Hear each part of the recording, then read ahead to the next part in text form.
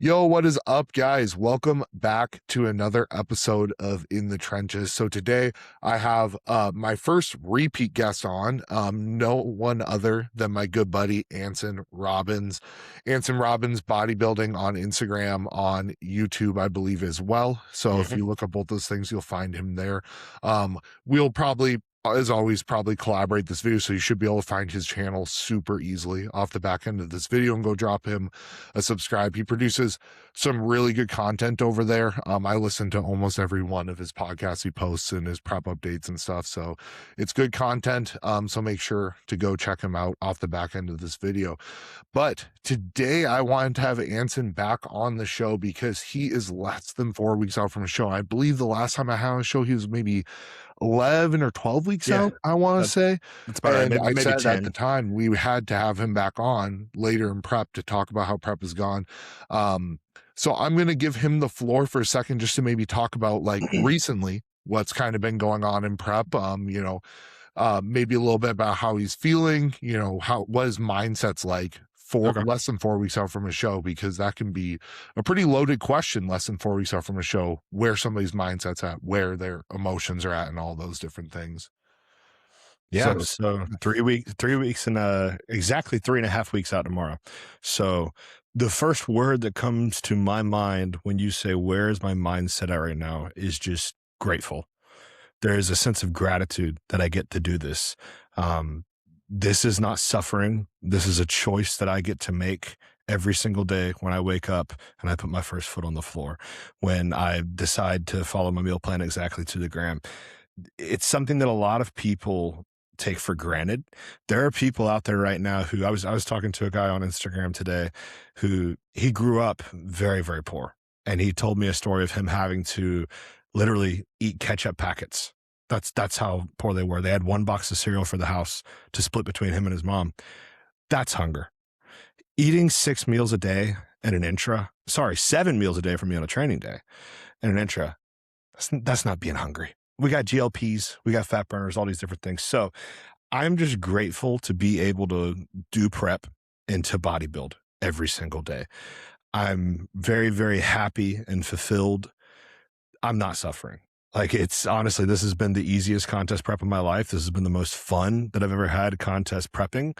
And it's been the most well-managed prep I've ever been a part of.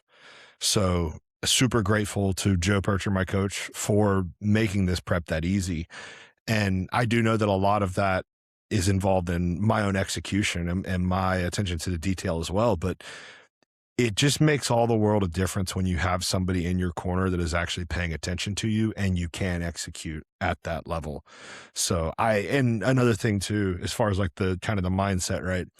I think I was actually probably in a worse mindset the last time we did this podcast than this time. It's just been like the opposite of what I've expected. Around the 8 to 10 week out mark, I felt pretty bad. I don't know why. I just kind of randomly did.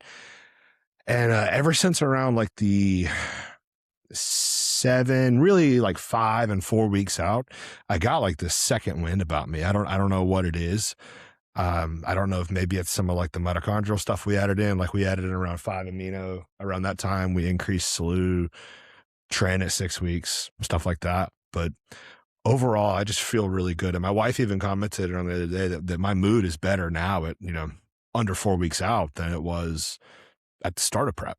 So overall, just very grateful. I'm having a blast, and I've been dieting for a long ass time too. So because, the pre-prep cruise we pulled down food a little bit. So in total, I will have been like kind of dieting in a deficit for damn near 25 weeks by the end of this, maybe a little longer. So yeah, man. I mean, just a few things that I want to pull out of that right away.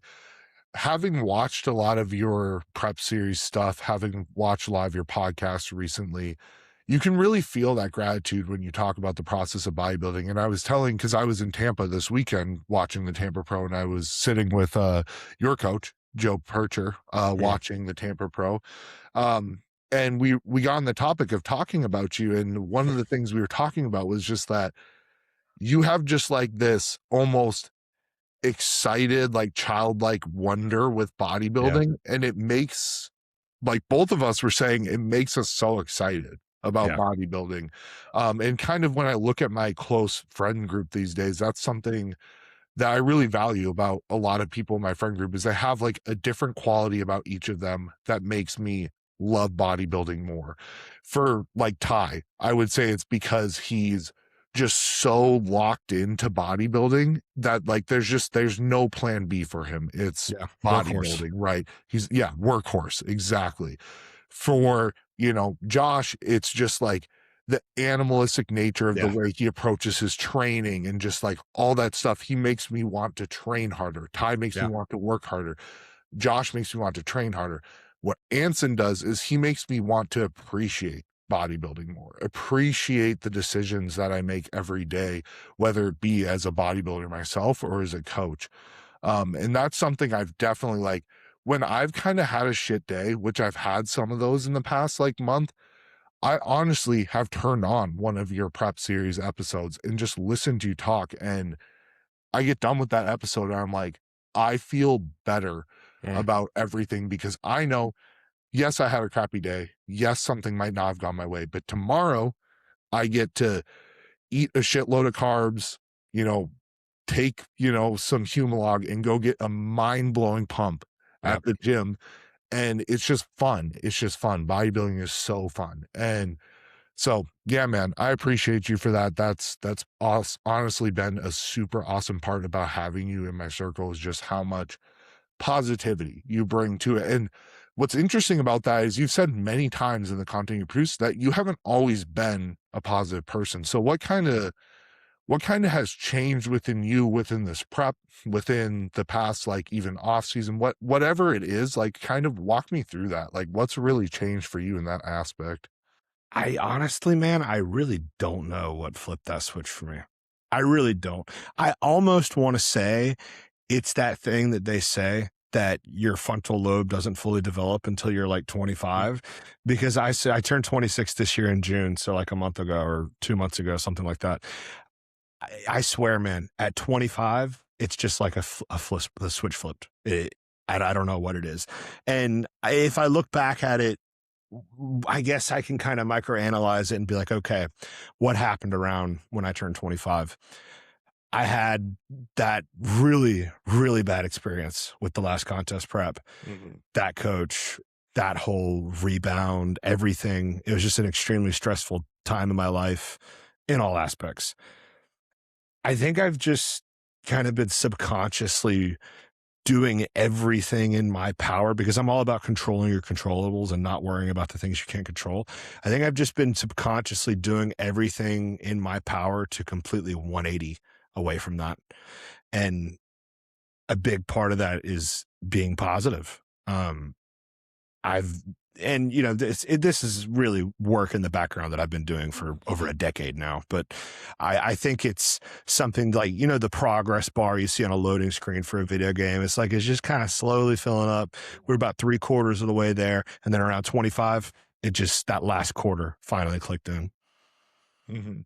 So Yeah, and I think, part of it with who we become as adults and kind of after like that frontal lobe develops is kind of a microcosm of hmm, or an effect of like what we experience yeah, when we're younger. Like one thing I would say for me that really changed kind of around that same time frame is I think probably before 25, 26, with things like relationships and friendships, I was a little bit more detached, if that makes sense. Like where, I wasn't the friend who, was going to reach out, was going to check up on people, things like yeah, that. And I think that was because that was what I was exposed to when I was younger is I kind of felt like I had good friends, but I always kind of felt like maybe like a little bit more of like the black sheep within my friend group who was kind of a same, little bit like if you like out of my three close friends, two of them might have been really, really tight. And I was yeah, kind of one of the friends who was like part the of the third friend wheel, group, yeah, kind of third yeah, wheel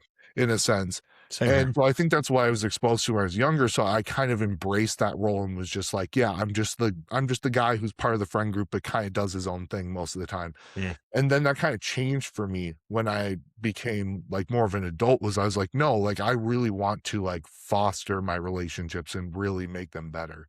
And I think something you say there too is who do you want to be? Mhm. And I also around August of so really I'll probably I could look and see when I published my first video on YouTube, but I think it really was around a year ago today.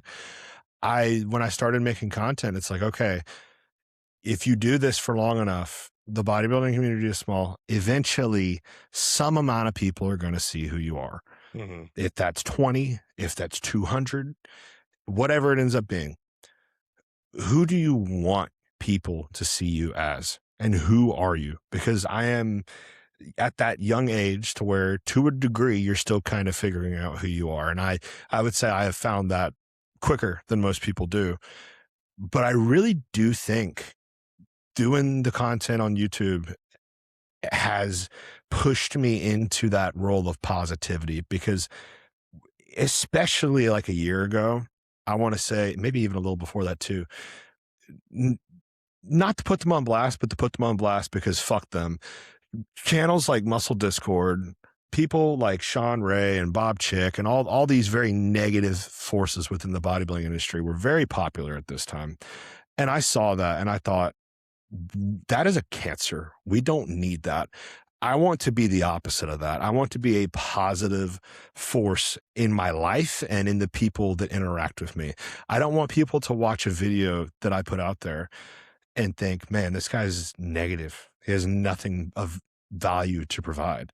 And I think negativity does nothing for you. It may entertain you in the moment. It may be very entertaining to watch the news during a bad time or, some type of drama related content. It gets clicks. I understand it's kind of a primal part of our brain that we want to hear that, but it does nothing for you. Maybe you get that short little dopamine hit, but over time it eats away at you.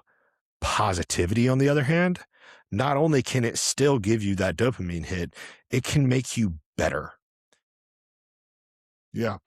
Yeah, absolutely. And I think too, um, one thing I definitely notice for myself is I I've kinda gotten to that point too with content where it's like, I just can't really consume things that are overly negative. Yeah. And I remember a good example of this too, and, like, not bodybuilding related, but last year, and I don't know, like, what YouTube's, like, whole thing with like, censorship is on, like, certain Mhm. topics like this, so I'm not gonna go too far into it, but a really, really popular political, commentator got, like, you Oh know, yeah. Yeah. got Yeah. Yeah. got Gotcha. and it was all over social media, and my wife went to show me the video, and unfortunately, I have seen it now, but she went to Yeah. show me it initially, I was like, "Hannah, like, I don't even wanna see that." Yeah.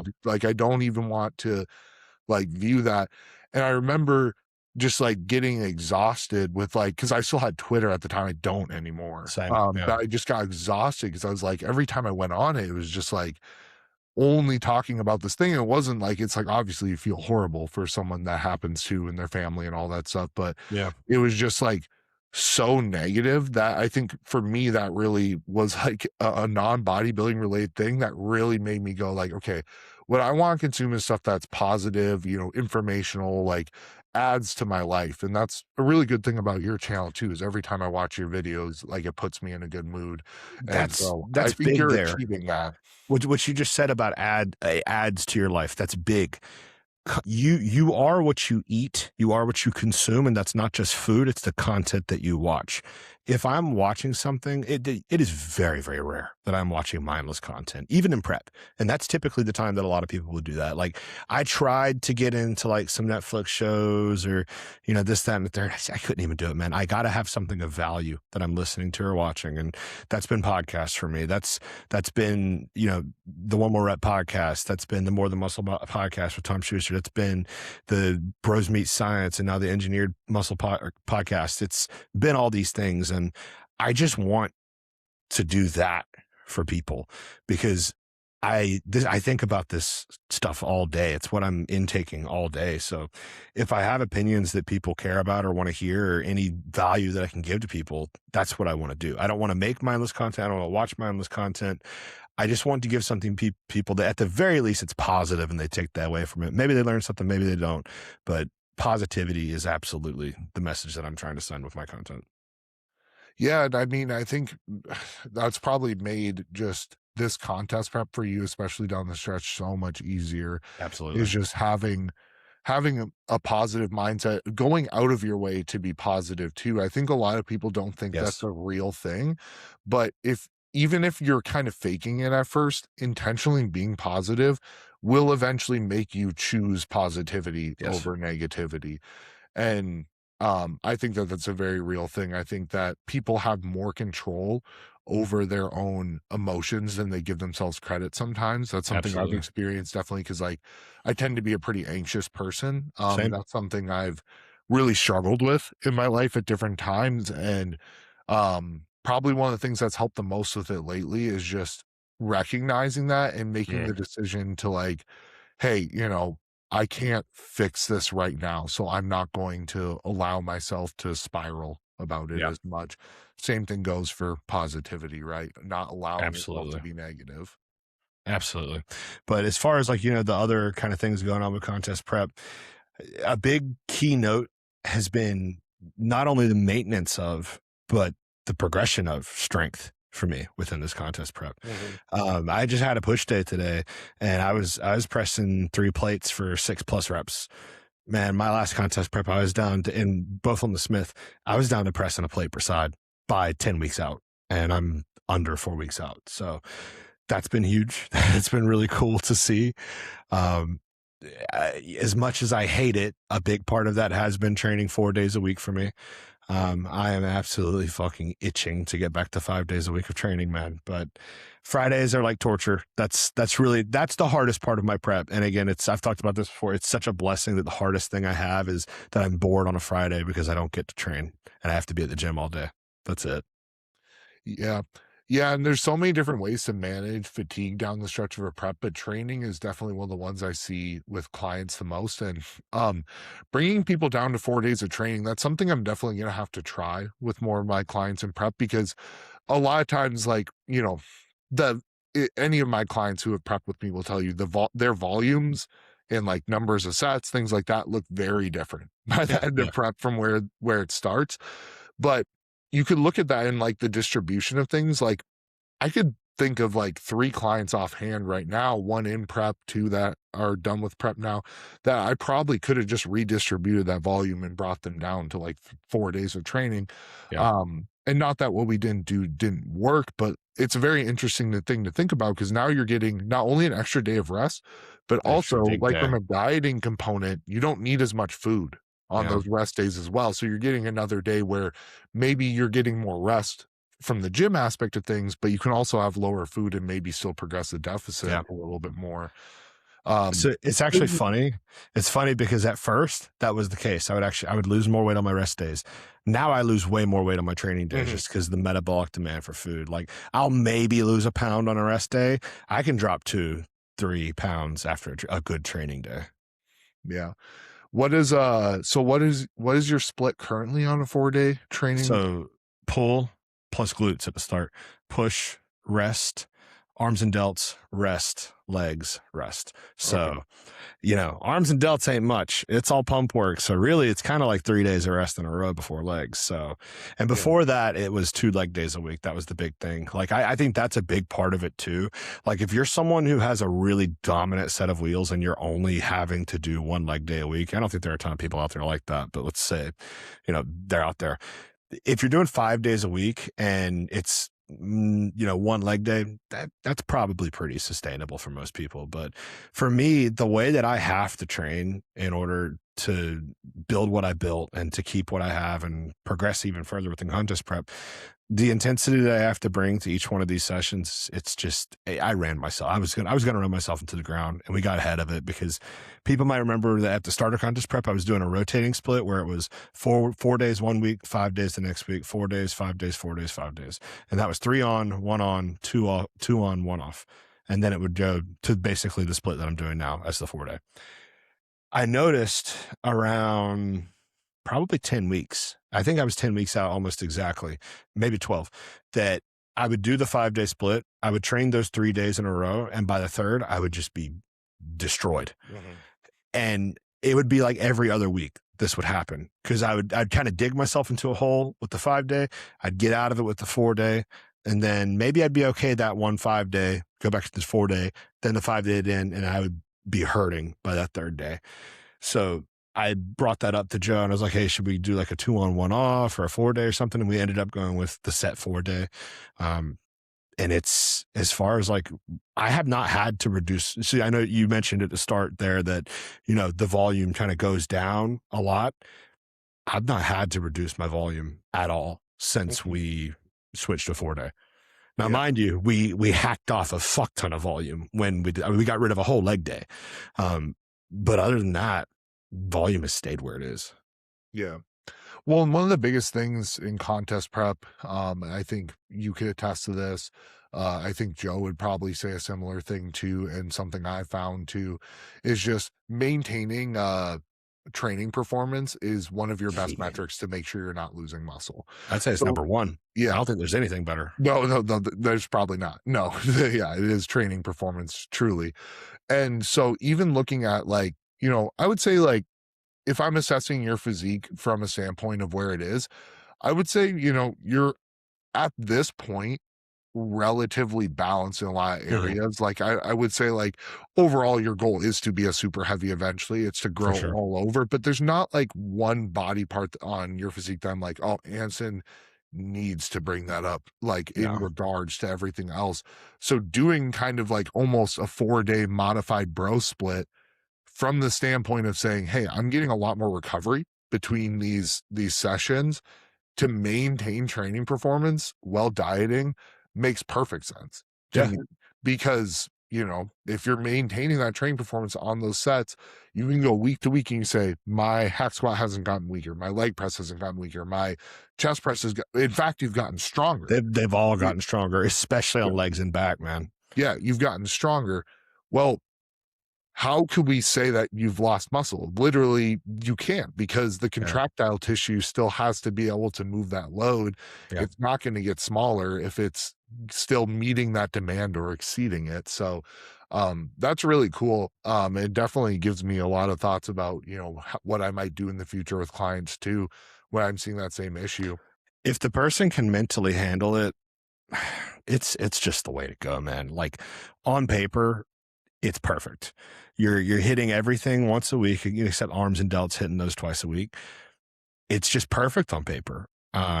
The only other thing, and again, like you said, I'm fairly balanced at this point. The only other thing that I could potentially do second up would be legs, and that's very taxing, the most taxing thing. And kind of branching off just for a side tangent into like kind of like what I think the off season will bring. We're definitely going to go back to 2 leg days, because in my mind, and I was talking with Josh Jefferson about this a little bit, maybe a couple weeks ago. All my days blend together at this point, so it could have been Mhm. 1 week, it could have been 4 weeks ago. I have no idea, but like, to really take my shape to the next level, I just need more quad sweep, more arm, and maybe some more delt. And it's not that my arms, delts, or quad sweeps are bad. It's just more will just continue because I don't have a big Accentuating width. the X frame. Exactly. Because I already have a decently pronounced X frame. It will just make it more dramatic. Yeah. Yeah, I would definitely say so. I think that's one thing that I really like about your physique is you have a very natural X frame because you do have a smaller waist for a Yeah. bodybuilder, I would say Yeah. personally. And so you do If have my that. hips weren't so big, bro, it would look nutty. Like, every Yeah, time I've ever measured, like last prep, my waist was like 28 inches by the end, and I wasn't yeah, this lean. So yeah. Yeah, so I mean, if you keep building upon that on that outer part of the X frame to accentuate it, that would make perfect sense. But I would say I can concur, like, even if legs aren't necessarily like the strongest strong point for someone, if you really get after it, leg training is super taxing. I yeah, recently, even in my off season, I'm only training legs once per week right now. Mainly that's because my goal right now is like I need posterior chain, posterior chain, posterior chain. So I guess you could say I'm training legs twice a week because I am doing hamstrings with back in downward ham day. glutes. Yeah, I love that day, But by the way. I only have one full leg day right Yeah, now. And what I found in the past when I've tried to do 2 full leg days is I just get so fucked up beyond belief. So, and that's even in a surplus yeah, too. So I can imagine that makes a lot of sense for you, somebody who does bring it with their training in a contest prep setting. And you could say if we were going to do 5 days a week in contest prep, it would probably be another leg day. But it's like you can literally say with your own data, there's no point because you Yeah. haven't gotten weaker, you've gotten stronger. So what would a second leg day be bringing to the table right now? Nothing. It Nothing at all. probably just more fatigue, Yeah. honestly. And yes, guys, we can use the fatigue word because Anson does actually train hard. So fatigue does actually exist in Yeah. his universe. If you're not training hard enough, then you probably could do 3 leg days a week and not be fatigued. So yeah. Probably so. Yeah. Yeah. And Uh, another big thing, like, so we mentioned training being the number one way to be assured that you're keeping your muscle. Sleep. My mm, sleep has been perfect this contest prep, like honestly beyond perfect. Um, I've not gotten less than 7 hours of sleep this entire contest prep, and it's on average been 9 to 10 a night. Last night I got 9.5 hours of sleep. that's insane to me. Yeah, You have said medicated. you Yeah, medicated sleep, but honestly, who sometimes when isn't? you're dying that hard, again, what we love to say, it Yeah, takes what it takes. Sometimes yeah, when you're dieting hard, yeah. and And I'm not uh, taking any like hard sleep drugs. I mean, the no, hardest thing I'm taking is trazodone, and it's 50 mgs. yeah, So yeah. Yeah, and I mean, some people just need it. Like, I will say for myself, dude, like, I am notoriously a horrible sleeper when I'm dieting. Even when I'm not like super lean yet, I'll start waking up around 2, 3 a.m. and being awake for an hour or two every single night. bro, at this time, not exactly last year because I was an earlier year in the prep, but at this point in prep, the last time I was maybe sleeping 2, 3 hours at a time, and I was maybe forcing myself to get 8 hours of sleep, but it was like broken up bad. Like I would sit in bed for an hour, sleep for 2 hours, sit in bed for an hour. Probably the 600 milligrams tren wasn't helping that, but versus the 70 now, which I'm fucking blown away at with how potent it is. When you actually train hard, it is insane how effective some of these drugs are. I'm on way less drugs than I was last contest prep, especially by this point. Oh my God, I was already on orals by this point. I'm on no orals right now. Yeah. Yeah, dude, honestly, think of like all the contest preps I've done and am doing currently. Man, it's rare that I take someone above 140 milligrams of tren. And if I did, if I am currently, like it's maybe 210. Situational. Yeah. Yeah, or it's always someone, even 140, it's always somebody who gets on extremely well with trend, Yeah. you know. But nonetheless, it's kind of a side tangent. Outside of training performance, you mentioned when we got on today that you had a high day Mhm. today. Um, how has this contest prep kind of differed for you from a food perspective? It seems like you've been able to refeed a lot down the stretch here, Yeah. which Yeah. I think we've talked in the past that maybe that wasn't so much the case in previous contest preps. My last two contest preps, I did not get a single increase of food by any gram until I want to say the first contest prep, maybe at a week out. The second contest prep, maybe at 3 weeks out. And those were longer contest preps. Those were 21, 22 week contest preps. This contest prep, I want to say I got my first refeed. We started at 20 out. I want to say I either got it at 18 or 16 weeks out. And then maybe I went like 3 weeks without one. And then it's pretty much been one a week minimum ever since, sometimes two, sometimes. So like basically there's a few different ways we've done high days for me. Um, the first way we've done high days is it's a base high day plan where it's just more food on my plan. It's all my same types of foods, just more rice, basically, maybe more fruit, some honey, things like that. And then the second variant is it is that, except my last meal, which is a Ninja Creamy and peanut butter, is subbed out for some amount of a homemade burger and fries. This can be anywhere from an extra 500 calories to an extra 1,500, 2,000 calories. It just depends. Like the last one we did was really big. It was 200 grams of 85-15 raw weight beef, two really hearty buns, and 600 grams of cooked fries. That's a lot of damn food. And then a very 600 subtle grams of cooked. cooked That's all. cooked fries. Yeah, a lot. Like I have a crazy fucking appetite and I almost couldn't finish it. And then the final way that we've done like kind of a refeed is just my training day food on a rest day. And it's very subtle, but it packs a punch, especially for example, this past week we did Friday, I checked in Friday. Yeah, I checked in Friday. And then on Friday, it was a rest day. We did my training day food on that day and then ran the high day the next day.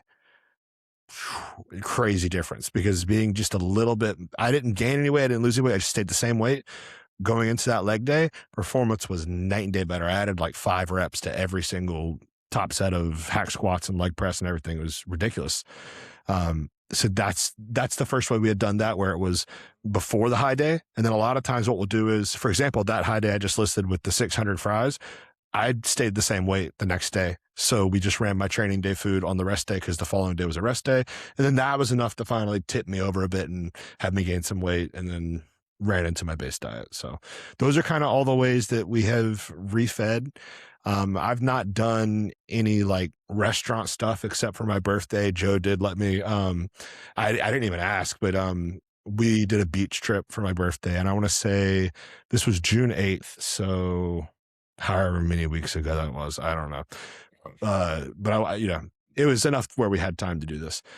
I did no, which this isn't really a high day because it ends up actually being probably less calories, right? But it was a fun little thing we did. I did protein and veg for 5 of my 6 meals. And then my last meal was, we went to a steakhouse. I got a starter, an entree, and then I got a slice of cheesecake. So that was nice.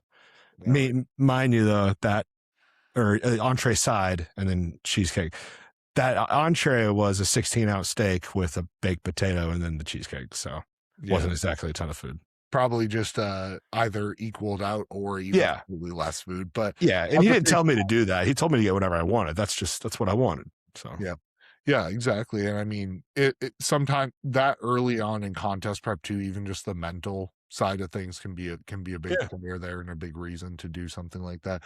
But yeah, to talk about just like the idea of those strategic refeeds, the strategic food and prep.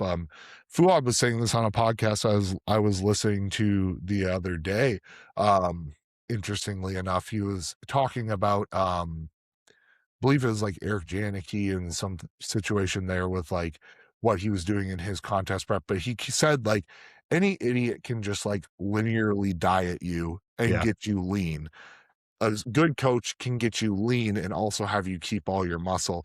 And so when people kind of get into this debate about like if refeeds really work, if they have a place, I've heard some people in the science-based community kind of be like, oh, refeeds don't really have a place. They're not really. And I just think after doing this for long enough, I'm just like, they absolutely have a place, and they absolutely are something I do very frequently with my athletes. I literally had an athlete who's pretty early on in prep this week, just mentioned to me this week, he's like, why did you add like a high day into my plan? We're pretty early out. Like, couldn't we just like linearly diet right now and get a bunch of BiFAF? I'm like, because you're 15 and a half weeks out. I don't need you to be, 8 weeks out by 13 weeks out. I need you to be, slightly ahead of schedule, just the right amount by 13 weeks out.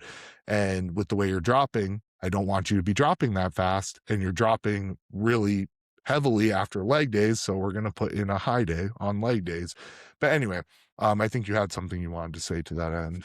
If someone wants to see if refeeds work or not, look at my pinned post on my Instagram page and look at me 5 weeks out last year versus 4 weeks out this year. I'm 30 pounds heavier and the same condition, if not leaner. Yeah. And the main difference, other than me training really hard, the main difference is I'm actually being refed intelligently. I'm not being linearly dieted down. Yeah. Well, and I think the more muscle you have too, it's almost weird. And I've observed this, and I think that you'd probably say you've observed this too. Like sometimes you have somebody on some dig days and they're in a deficit, and like the first stretch of that digging, they're just ticking down a little bit at a time. But almost like the more muscular you are, I see it with people, they have a propensity to almost like speed up. You know what I mean? Like they start going, all of a sudden nothing can really change, but all of a sudden they start going faster. It's like little drop, little drop, little drop. And then it's like big drop, big drop.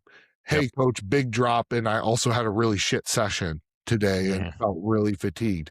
Right. And so if you can kind of stay ahead of that, you can kind of avoid the shit session part of that. But that's the idea, staying ahead of it. You don't want to have to play catch up. And that's really why we switched to the 4-day split. It's like, okay, we could maybe keep kind of seeing where this gets us, but realistically, we know where it's going to get us. Let's get ahead of it and get a handle on recovery before we have to. So it, that plus the refeeds, of course, any time I had like more than a 3 or 4 or 5 pound drop, we refed for the most part. And at this point, it's at least twice a week, if not 3 times a week at this point.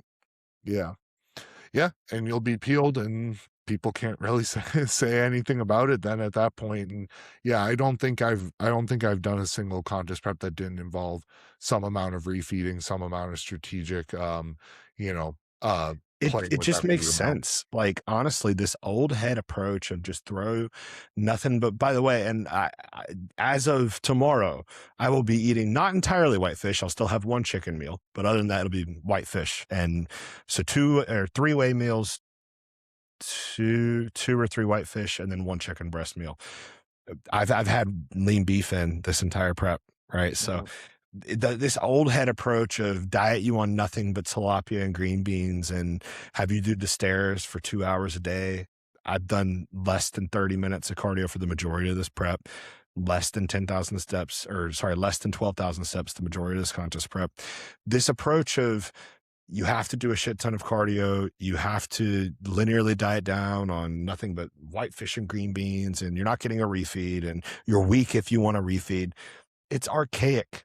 It's stupid. You're not hardcore for suffering more. You're just going to lose muscle and look stringy on stage unless you have the genetic propensity. Like, and that's the thing too. I am a round and bubbly guy. I am typically that kind of person that should work for. It did not work for me. Yeah. Yeah. Yeah. No, I couldn't have said it better myself, man. And realistically too, it goes for a lot of things within contest prep. And we can get into some of those things. Like I think it's be a good segue to talk about like compound use and stuff within this prep. But people say the same thing about like using Retta and stuff like that. I mean, I've been guilty of it too in the past when it was newer on the scene, where they're like, oh, it's not hardcore and you don't need Fuck Retta. them. This, that, and the other. It's like, yeah, but you can keep saying that, but it doesn't really matter if my clients are gonna beat yours, like whether they Yeah. use Reddit or not. I don't give a flying fuck what someone thinks about me. If you want to judge me for using Retta, I don't give a fuck. It does not matter to me. Like, dude, the amount of mental well-being that it has given me to not be, and mind you, I'm still hungry. I'm still hungry. Like, I'm waking Yeah, up to hunger pangs, but just for it to not be on my mind all day, every day, and I can still be that way on 7,000 calories. So hunger is a permanent state of being for me. For that to not be a thing, that is priceless. I would pay hundreds of dollars a month for it if I had to. You're not hardcore for skipping out on things that make life better. Now, does that mean you have to use them? No. Does that mean you should abuse them? Absolutely not. I've used no more than 1.5 milligrams of Retta this entire contest prep, and there are people out there doing 11.5 every week. There are people doing 1.5 a day, and it's ridiculous. And at that point, what you're doing is you're not trying to utilize the benefits of the compound, like a slight reduction in food noise, for me, actually better motility in terms of transit time, and better insulin sensitivity, some minor fat burning through the glucagon pathway, etc. What you're trying to do is you're just trying to not be hungry at that point, and that's wrong. You shouldn't do that because that's a white what is it, the white dragon or something. It's a dragon you can't chase. You're never going to catch it. That's not what the drug is supposed to do. It's supposed to be just turn down that dial, like that addictive tendency we have towards food a little bit.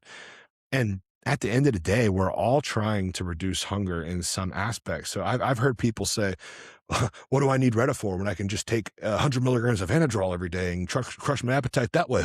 Say, okay, fuck it. Yeah, then ruin your liver and then see how your lipolysis works then, buddy. Like, what the fuck are we talking about? Or you're going to slam 160 micrograms of Clen and 50 micrograms of T3 and 1,000 milligrams of caffeine a day to crush your appetite. We're all doing the same shit. You're no better for doing that. You're still crushing your appetite. So it's still just as weak. It's all about how you look at it. yeah.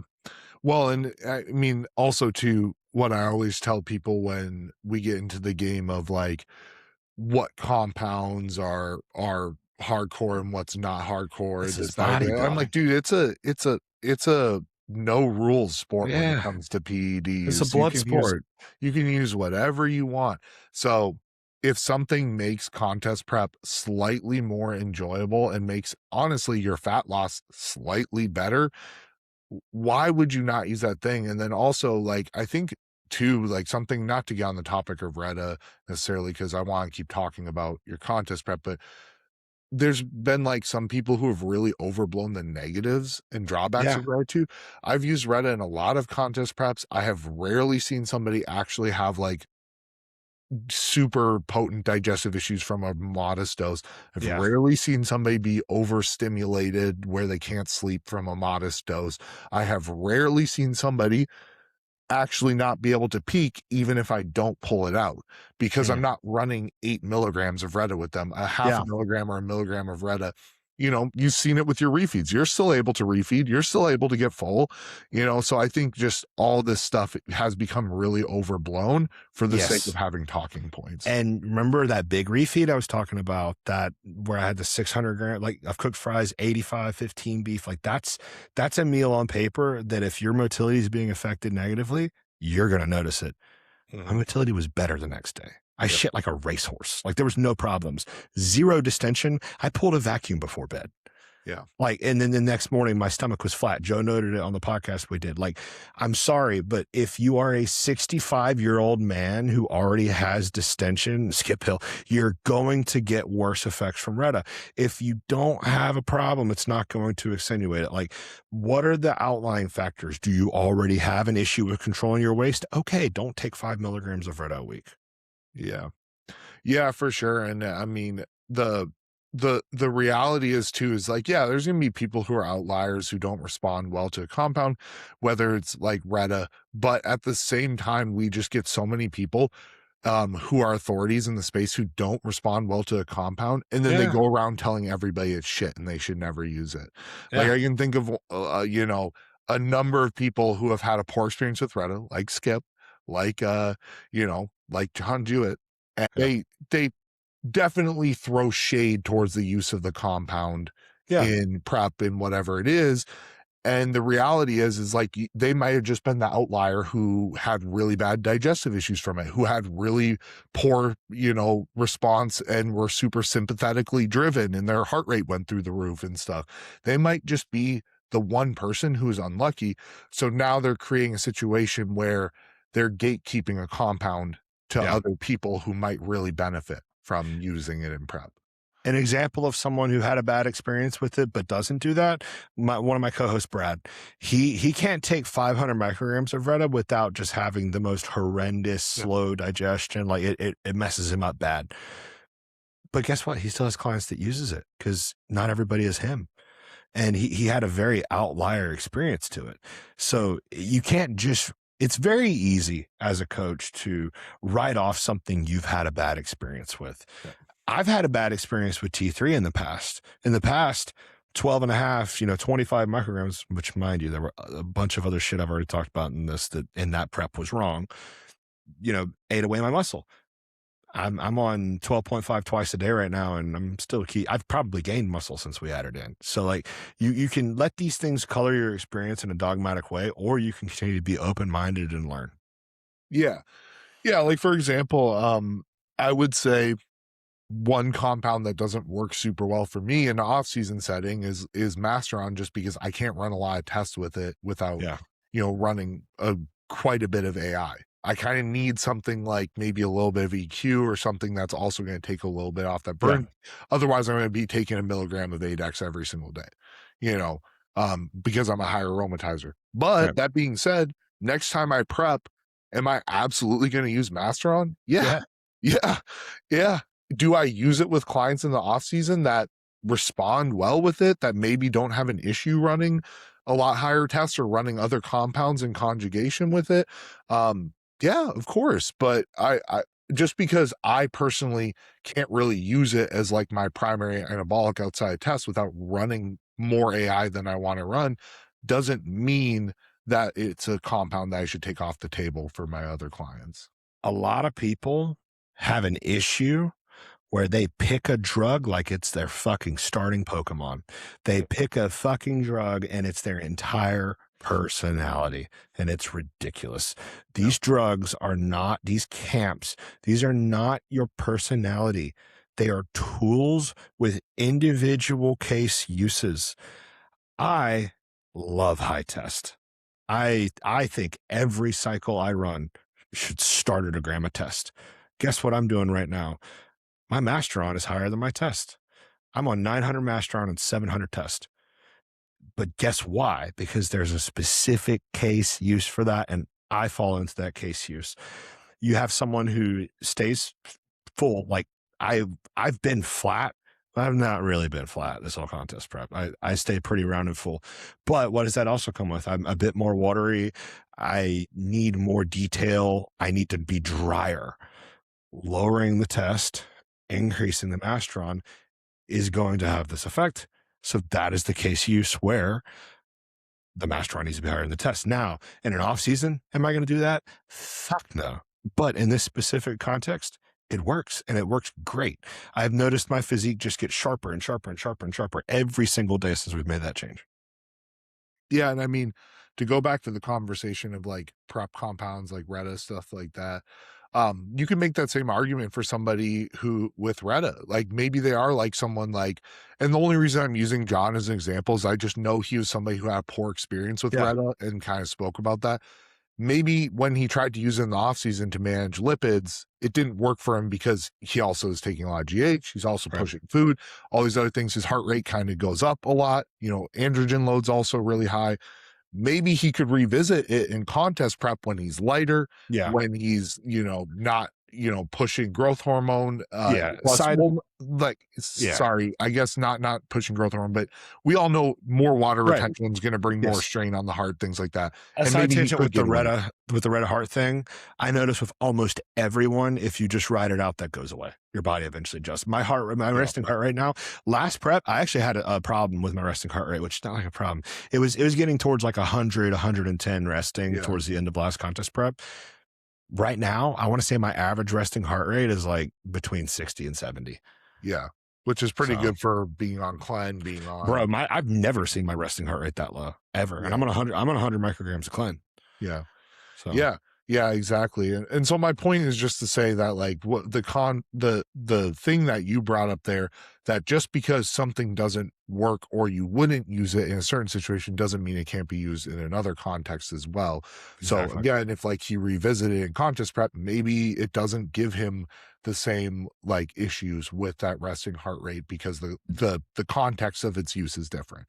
So Exactly. again, just to go back to the like what we started this conversation on is I just think that people really want to create talking points. And I Yes, think it's just a marketing strategy at the it end of the day. is. They want to be the coach who doesn't use the thing or does use the thing or does this or that or the other thing. And at the end of the day, these are all just tools. They're all just Exactly. tools and they can be used. And in some situations, they cannot be used. And you're just going to make that decision based on what you see as a coach, based Yeah. on what you see as an athlete. And how dogmatic is to completely write off a tool just because you don't like it? Yeah. That's stupid. Yeah.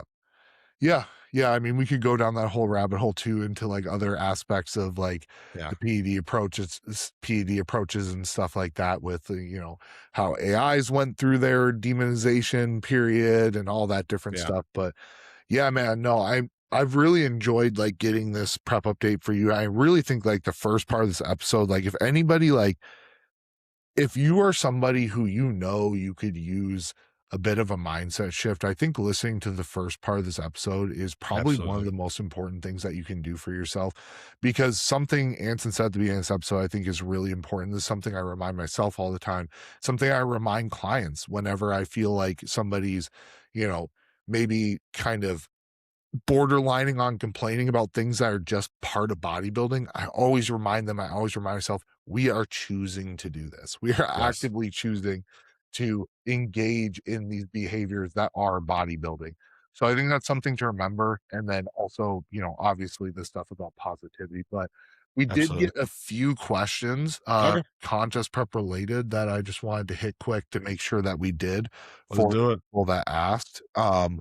And we'll kind of rapid fire through these, call it an episode. And, you know, we are definitely going to have a third episode, maybe post show, where we can just Rebound. talk about things all over again. And, Yeah, um, but anyway, I know you mentioned you've been doing a Ninja Creamy for a good portion of prep.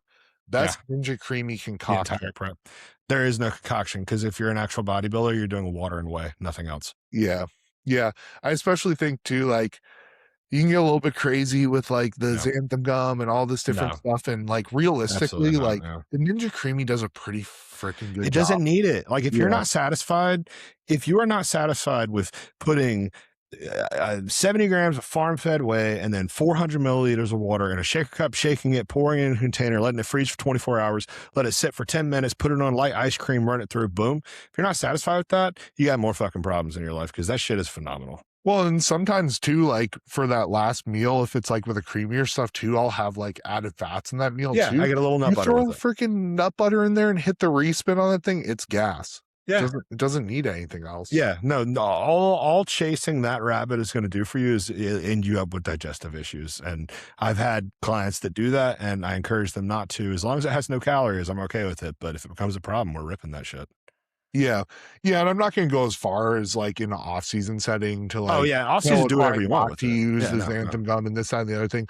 But just as like a word of advice to anybody listening, exactly what Anson says. You keep chasing down that rabbit. And realistically, like usually, like anytime people go down like the protein treat rabbit hole or the Ninja Cream rabbit hole too hard, you're just making like a zombie ice cream that's not Right. quite ice cream. And then it's also not like I feel like it becomes worse at a certain Yeah, and point. and off season though, if you want to throw some almond milk instead of water, you want to do some xanthan Yep. gum, some sugar free Jello, go for it. But not in prep. Not in prep. You can go without it for 16, 20 weeks. Yeah.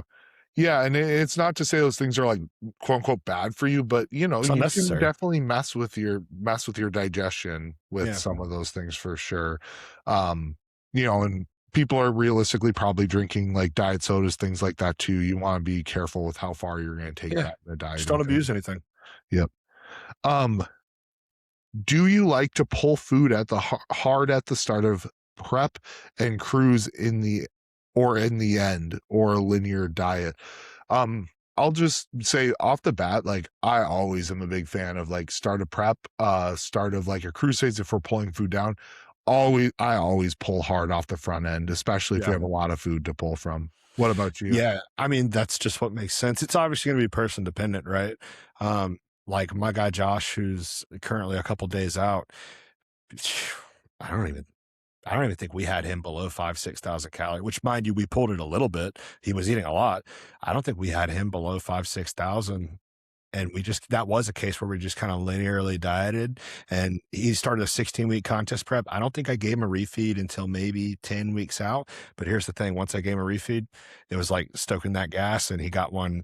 There were weeks where I was refeeding this guy 5 times, 4 times a week. So it really just depends on the individual. With him, I didn't need to do that because he already had a really lean starting point. But, if someone, let's say, you're 20, 30 pounds heavier than you've ever been. You're probably holding a little extra body fat. You're not sloppy, but you're holding a little extra body fat. Yeah, we probably need to pull that lever pretty hard at the beginning of the prep. And then we just kind of coast down. And then ideally, you never want to be pulling food hard those last 2 weeks of prep. That's where you do want to kind of try to feed up there if you can. Yeah, and it's always the context of what pulling food hard is too. Like if Yeah, I start somebody at person to contest person. prep and their baseline like calories were like 7,000, Right. in their off season, pulling hard might be pulling down to 6,000, but they're still Yeah. eating 6,000 calories a That's day. exactly what we did for me. Yeah. Yeah. Yeah. Yeah. Yeah. So, I mean, it definitely is context dependent too. And, yeah, if there's somebody who stays very lean in their off season, that might look a little bit different. But, um, in the interest of like general answers, I think that one of the worst things you can do is like make yourself behind in Oh, yeah, contest prep. So I'd always rather pull early for and sure. then be able to refeed more frequently later. Um, which I think is kind of what you were saying too, that Yep. you're able to do a lot of the time. Um, how do you manage prep and being a present husband, Anson? It's just an active choice you make every second of every single day, just like anything. Um, again, it's a part of that thing of you're choosing to do this. You're choosing to contest prep.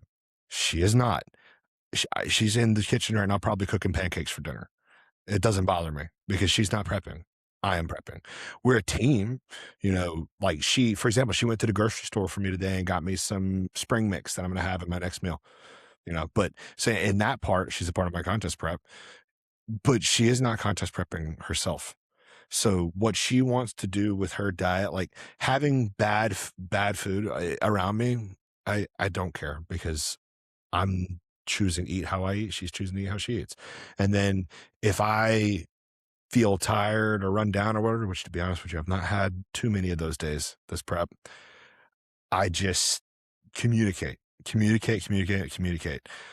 which means I'll be like, hey, look, I'm feeling rough today. It's not anything you've done. I'm not mad at you. I just want to be alone. I just want to kind of chill.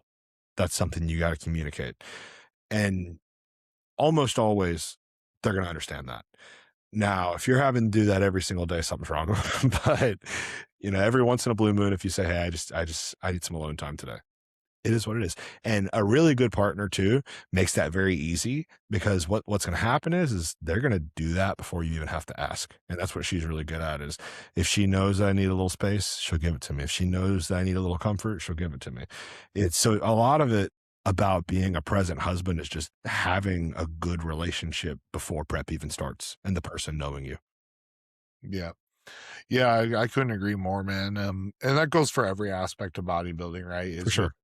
you have to you have to have the idea in your head always that bodybuilding is your choice. It's your choice to be doing this. Yeah. Luckily, my wife has kind of, dabbled and been actually a lot more serious about her bodybuilding lately. So it's kind of been a fun little journey. But before that, like when she's gone through phases where she's been less serious about it, I've always told her, I'm like, hun, like, I do not care what you Yeah. wanna do. If you wanna take this more seriously, like when she said that she did recently, like, if you wanna take this more seriously and you want me to coach you like I would coach one of my bodybuilders, I will absolutely do that. But Yep. I don't care if I'm gonna eat my meal and you wanna go get yourself Five Guys right now. You do what you wanna do. It's not this Yeah.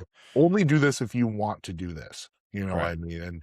And that's goes the same for us. Like, we decide we want to do this, so it's not anybody else's problem. Exactly. Um, okay, what's one change from last prep to this that has, changed you for the better? I mean, we've covered a lot of Having a those good today, coach. but I think yeah, I think that that's probably a good one to say for sure. For sure. I mean, having the right person in your corner is everything. Like I try to as much as I can without sounding like I'm, glazing, as the kids say, give Joe his credit because he deserves all of it. A good coach.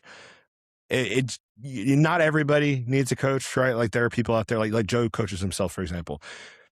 I'm not one of those people. I need a good coach. I need a good support system. I don't need my hand held by any means, but having somebody who believes in my process just as much as I do and is actually paying attention to me is night and day better. Like if I didn't have somebody who was this good at what they do, I probably would just be better off coaching myself. Compared to the service that I used to get from my prior coach, I would have been better off just self-coaching. But with someone like Joe, it just takes that process and elevates it to the next level. And it just I never thought that I could look how I look right now, and it's all the credit to Joe.